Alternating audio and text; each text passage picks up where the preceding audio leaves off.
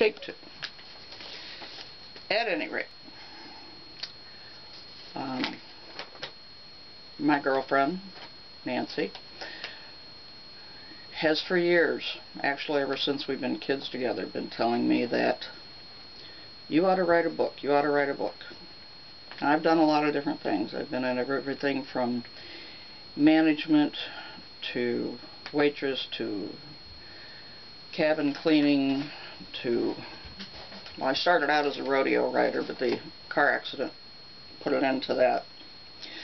After several months in the hospital, I recovered enough that the doctors, when they said, "You'll never ride again," that was all the emphasis that I needed that I would, and I did. Not competitively, but I did ride again, and I still own horses today. I have Mustangs from a sanctuary in South Dakota. I can't ride them anymore, but I love them. So they have homes. I just happened to look over and see this, one of my most favorite pictures of my husband and I. Kind of goofy, but something I made up at the time in one of those behind the curtain photoshops. Excuse me. It was kind of interesting about 15 years ago that I first started thinking about, okay, my kids are grown and gone, and what am I going to do? I never suffered from empty nest. I've always been too busy for that. Just a Midwest average girl from an unspectacular lineage. Matter of fact, I went on one of those websites and can't even find anybody past my grandmother, so on one side, so obviously not much distinction, but I do know there's a Civil War photo somewhere of my great-grandfather. But at any rate, I digress. As I look around my sanctum, I find things that I'm working on, like organic cotton cloth diapers for the women who are learning not to fill sand fills like my kids. A little bunny rabbit that my mother crocheted for my kids. Sans eyes. Well loved, well used. Hopefully some of the things that I do will also be remembered by somewhere along the line.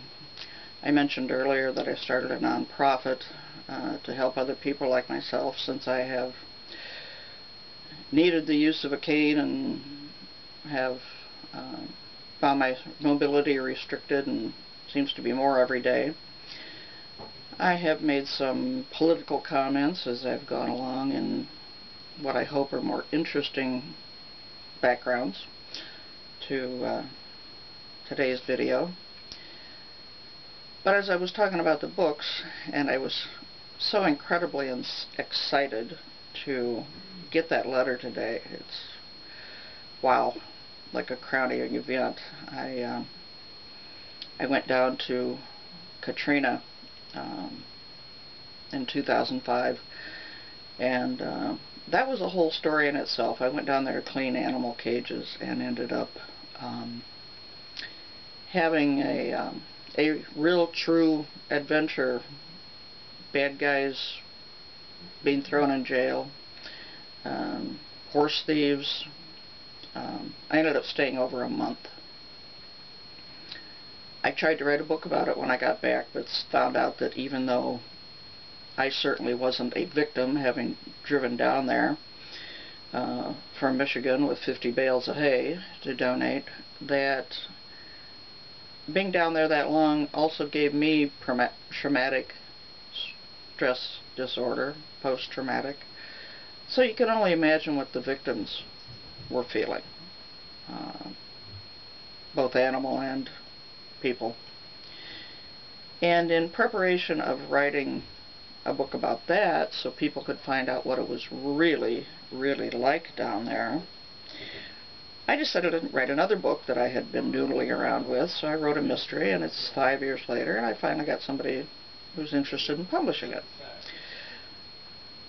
But the most important thing that you did when you announced this, and which caught my eye on CNN actually, about the video that you're putting together, was the title, The Life in a Day. Because I had 15 years ago decided that when I would put my life together in bits and stories and anecdotes and little, what have yous of being an American woman, that was the title I chose, was Life in a Day of an American Woman. I hope to still write it someday. I hope you aren't going to copyright the title or anything, but that's what I want to call my book. Always wanted to call my book.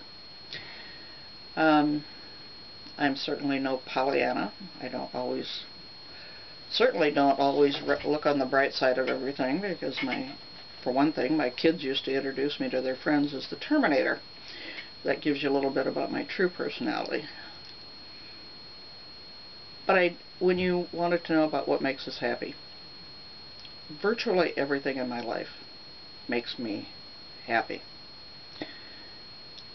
If it doesn't, I don't keep it around for long. So, husband number 2 has been around for 28 years, so yeah, he makes me pretty happy. I also find that what I fear the most, besides being killed by a fool, I don't worry about cancer, I don't worry about,